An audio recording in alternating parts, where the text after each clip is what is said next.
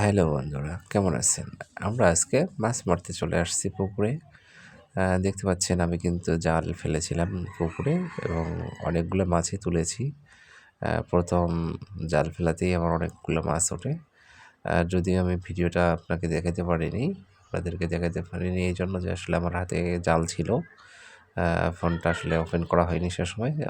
এর পরবর্তীতে অবশ্য আমি মাছ মারার ভিডিওগুলো করি এবং আমার যে ভাইরা ভাই আরকি, আমার বড় শালীর জা জামাই। সে আরকি পরবর্তীতে জাল ফেলে মাছ ধরার জন্য চেষ্টা করে এবং তার জালেও মোটামুটি ভালো পরিমাণ মাছ ওঠে। আপনারা দেখলেই দেখতে পাবেন। কিছুক্ষণ একটু অপেক্ষা করেন। ইনশাআল্লাহ আপনাদেরকে দেখাবো কতগুলো মাছ তুললো। তো আমার আসলে মাছ মারা খুবই প্রিয়। আপনাদের মাছ মারা কীরকম পছন্দ তা আমি জানি না। আপনারা অবশ্যই কমেন্ট বক্সে জানিয়ে দিবেন আসলে মাছ মারতে আপনাদের কেমন লাগে। আমার আসলে খুবই ভালো লাগে মাছ মারতে। তাই আসলে শখের বশে আমি আজকে মাছ মারতে বা মাছ ধরতে গিয়েছিলাম পুকুরে আমার ভাইরা ভাইকে সঙ্গে করে নিয়ে।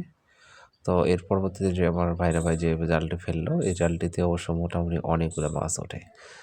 দেখতে পাচ্ছেন আসলে অনেক রকম মাছ উঠেছে। তেলাপিয়া, তারপর হচ্ছে রুই এবং আরও অনেক রকমের মাছ আসলে উঠেছে। সিলভার কাপ একটা মাছ বলে, সেটাও তুলেছে আরকি। তো আসলে এরকম যদি জালে মাছ ওঠে তাহলে কিন্তু খুবই ভালো লাগে। তো এই মাছ মারার শখটা কিন্তু বললাম যে খুবই আমার কাছে ভালো লাগে। সবসময় যদিও মারা হয় না, তবে শখের বয়সে মাঝে, মাঝে সুযোগ পেলেই মাছ মারতে যাওয়া হয়। তো দেখতে পাচ্ছেন অনেক রকম মাছ কিন্তু উঠেছে জালে।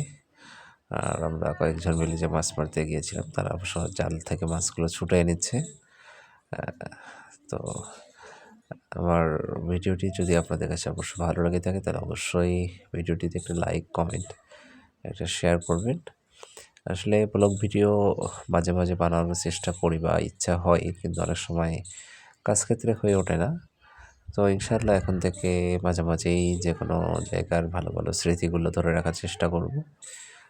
যেমন আজকে মাছ মারার স্মৃতিটা আসলে খুবই ভালো লেগেছে আমার কাছে। এইজন্য আসলে টুকটাক একটু ভিডিও করে নিয়েছি। মাছ মারার ভিডিওগুলো।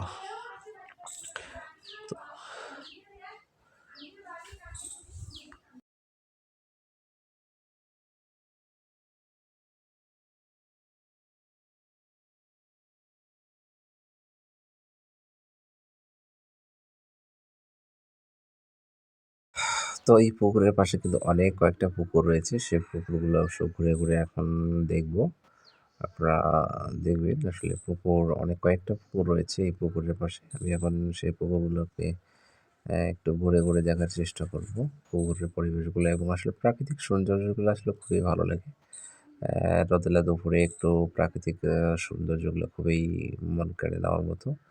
তো আমার ভাইরা ভাই কিন্তু আরেকটি জাল ফেলার জন্য প্রস্তুত এবং সেই জালটিও সে ফেললো এবং এই জালটিতে কীরকম মাছ ওঠে অবশ্যই আপনাদেরকে দেখাবো ইনশাআল্লাহ।